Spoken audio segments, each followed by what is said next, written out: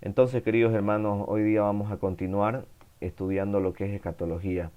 Esto nos ayudará a poder interpretar mucho mejor la Biblia, nos va a ayudar a poder conocer mucho mejor el- lo que es la interpretación bíblica, ya que se basa una en la otra.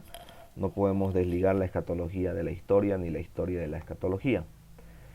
Hemos visto la anterior semana, si usted se recuerda, acerca de la segunda venida de Cristo. Vimos su venida en gloria, vimos cómo Él viene como Rey y Señor, con poder y carácter de juez. Vimos también acerca de la forma de su venida. Dijimos que iba a ser personal, que Él mismo iba a venir en persona, en carne, en hueso, de una forma corporal. Dijimos también que iba a ser visible, que los ojos de todas las personas iban a verlo, y eso contradice totalmente a lo que enseñan las sectas hoy en día. Muchas sectas enseñan que simplemente el Señor vino en así en espíritu o en el aire y que ya está en el aire, ¿no? Pero la Biblia no dice eso. Y vimos algunas señales, ¿no? Acerca de la venida del Señor. Vimos que una de ellas, por ejemplo, es la predicación del Evangelio. Hoy en día más que nunca se está predicando por radio, por Facebook, por YouTube, por televisión, por WhatsApp, por Zoom, por todas las plataformas, ¿no? Y todo eso es una muestra de que el Señor está viniendo pronto. Judíos convertidos, aprendimos también que una gran multitud de judíos se iban a convertir, iban a creer, y cabalmente ya muchos judíos se han convertido a comparación del tiempo cuando rechazaban a Jesús. Vimos también la llegada del anticristo. Hablamos que el anticristo, ya han aparecido muchos anticristos, ¿no? Pero hay uno, un principal, que ese se va a manifestar en su tiempo, en su momento, y va a hacer muchas cosas terribles, ¿sí? Liderizando todo un grupo, ¿no? Hablamos de señales y milagros también. Hay miles de señales ya previas que hemos visto. Más que nunca hoy en día, ¿no? Se ve mucha hambruna en las calles, ¿no? Hay personas que han quedado desempleadas. Hay familias que solo comen una vez al día. Hay personas que están pasando fuertes momentos de depresión por causa de la situación económica del mundo en general, porque no solo es en Bolivia, en todo el mundo. Hemos visto también rumores de guerra, hemos visto guerra y todo eso, ¿no? Que son partes de las señales de la venida del Señor. Es como cuando una mujer está encinta y ella empieza a tener sus dolores para dar a luz. Entonces ya no hay escapatoria, es el momento y va a venir y es el día, ¿no? No puede postergarlo para otro día. ¿Cuál es el propósito de la venida del Señor? Aprendimos un poquito acerca de completar la obra de Dios, juzgar y condenar, renovar el mundo, la resurrección de los muertos también. Hablamos de que la muerte es la separación, ¿no? Del cuerpo y el espíritu, que la causa fundamental de la muerte en sí no es una enfermedad, sino es el pecado, ¿no? El pecado es el motivo por el cual todos morimos ahora y porque todos somos corruptibles, ¿no? Vimos un poquito acerca de la resurrección también, que va a ser corporal, en carne, será una resurrección real, así como Jesús resucitó y sus discípulos podían tocar sus huesos, su carne, los huecos que tenía en sus manos. Y también aprendimos que todo eso se va a dar también cuando Cristo venga, ¿no? La resurrección. Hoy día vamos a ver un poquito, avanzando para ya ir finalizando este tema, el juicio final, ¿sí? El juicio final. Veamos lo que es el juicio final y de qué se trata y cómo podemos ver eso en la escritura. Cuando hablamos de juicio final, hermano, primero debemos recordar que el juez será y es Jesucristo. Usted y yo no somos nadie para juzgar a nadie, ¿sí? Eso, por favor, siempre tengámoslo en cuenta, ¿ya? Podemos aconsejar, podemos dar instrucciones, ¿no? Pero jamás podemos juzgar a nadie, ¿sí? Porque Cristo es el juez. Él es el que juzgará. Él es el que tomará la decisión de un día, como dice la Escritura, separar, ¿no? Separar las ovejas de los cabritos, ¿no? Separar el trigo y la cizaña y muchas otras parábolas, ¿no? Que el Señor nos mostró. Entonces, la Escritura dice que todo ser humano será juzgado.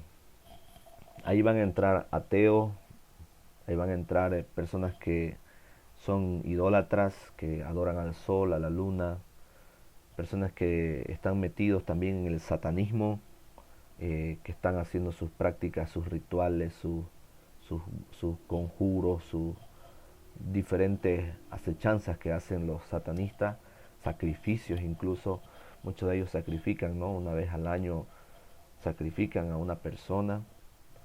Van a entrar los que son de los masónicos, ¿no? Que estos que tienen mucha relación con los grandes políticos del mundo, ¿no? Entonces, toda persona será juzgada, ¿sí? Desde el que no cree hasta aquel que es idólatra. No hay una sola persona que pueda librarse del juicio final, ¿sí? No importa la edad, no importa la raza, o su color de piel, si es blanco, negro, canela, morado, amarillo, etcétera. No importa su nación, si es americano, británico, boliviano, colombiano, lo que sea que fuere. La cultura, no importa si es culto, si tiene cultura inglesa, cultura boliviana, cultura americana, o su estado social, si es casado, soltero, viudo, toda persona va a ser juzgada, ¿sí? Todos compadeceremos ante Él, ¿sí? Todos. ¿Quiénes son culpables? ¿Quiénes son los culpables? Dice la Escritura, cada uno será juzgado según sus obras. Aquellos que no creyeron en Cristo, pues serán culpables. Vamos a ir un ratito al libro de la carta del apóstol Pablo a los romanos. Vamos a leer con ustedes juntos, hermanos, capítulo 1.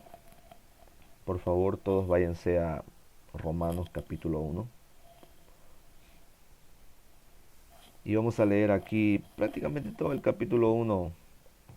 Habla acerca, ¿no?, de la culpabilidad del hombre. Vamos a leer a partir del versículo 18.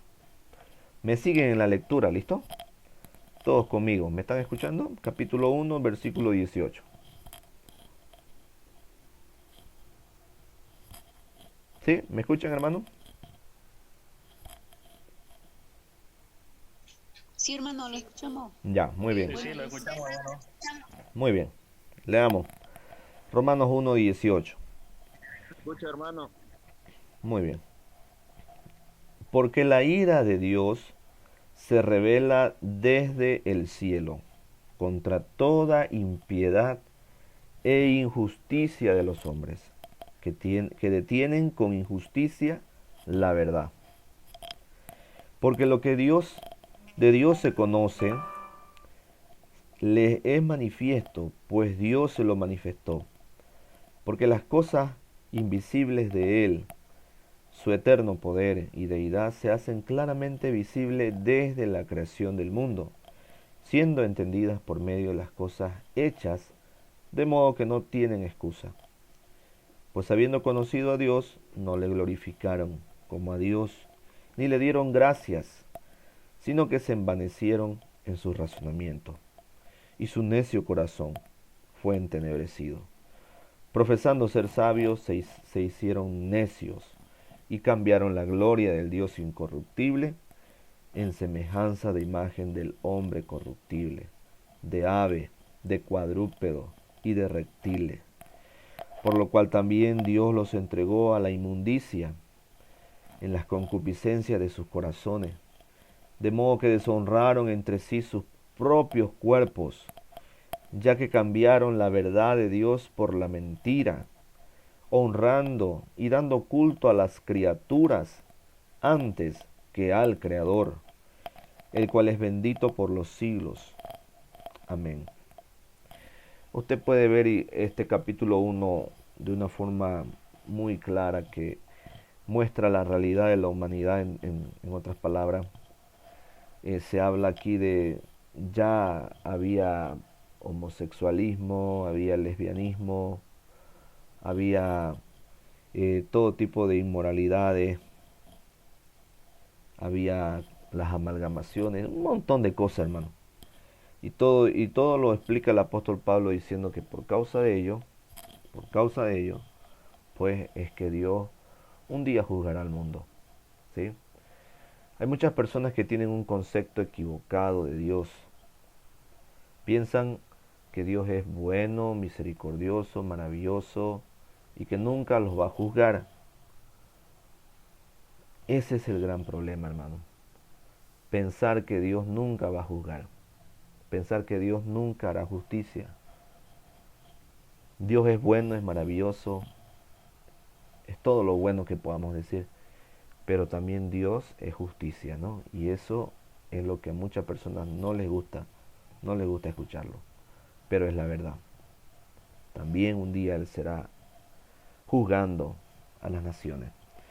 ¿Y cuál será el veredicto? ¿Cuál será el resultado? Incluso este juicio ya está hecho, ya lo sabemos cuál es el resultado, ya sabemos quiénes van a ser los culpables. O sea, el juicio ya está dado prácticamente, solo falta que suceda nada más. Pero ¿cuál es el veredicto? Los creyentes serán salvos por Cristo y los incrédulos serán condenados en el infierno. Ese es el veredicto. Todo hijo de Dios, toda persona que hubiere creído en Jesús será salvo. Pero aquellos incrédulos, aquellos que no decidieron creer en Jesús como su Salvador, serán condenados en el infierno. Ese es el veredicto. El libro en Primera Tesalonicenses 4:18, hermano, nos dice unas palabras bien importantes. Mire lo que dice ahí. Por tanto, alentaos los unos a los otros con estas palabras. Ese es el mensaje del Señor, ¿no? Que al haber escuchado nosotros todo esto del juicio, de la segunda venida de Cristo, de lo que es la muerte, de las señales previas a la venida, de quiénes serán juzgados, de cuál es el veredicto, al haber escuchado todo esto, nosotros tenemos que cobrar ánimo, alentarnos, no tener miedo. La palabra de Dios nunca es para atemorizar, para tener miedo, sino más bien es para alentarnos unos a otros con estas palabras. En el Apocalipsis nosotros podemos ver con claridad, hermano, más bien una palabra de esperanza en vez de miedo, en vez de terror. Para mí el Apocalipsis no es terror, no es miedo, no es desgracia. Para mí el Apocalipsis es esperanza. Porque Cristo viene, Cristo nos cuida, Cristo nos protege. Para aquel incrédulo, para aquel que no ha creído en Jesús, va a ser terror, va a ser miedo, va a ser una total desesperación, ¿no? Pero para el creyente no, es esperanza, ¿sí? Por tanto, alentémonos los unos a los otros con estas palabras.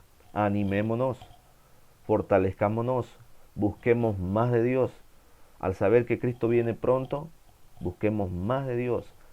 Al saber que hay un juicio, busquemos más de Dios. Al saber que los culpables serán aquellos incrédulos, pues busquemos evangelizar más a los que no han escuchado el Evangelio. Busquemos llegar a sus vidas de diferentes formas. Al saber, por ejemplo, que nadie sabe el día ni la hora, pues estemos listos todos los días, hermano. ¿No? Estemos listos todos los días. Porque el Señor viene pronto. Y viene por su iglesia. Para guardarla y cuidarla. De todo el tiempo de tribulación que va a venir sobre todo el mundo. Él la va a cuidar a su iglesia. Amén. Vamos a pasar al tiempo de consultas, de preguntas esta mañana.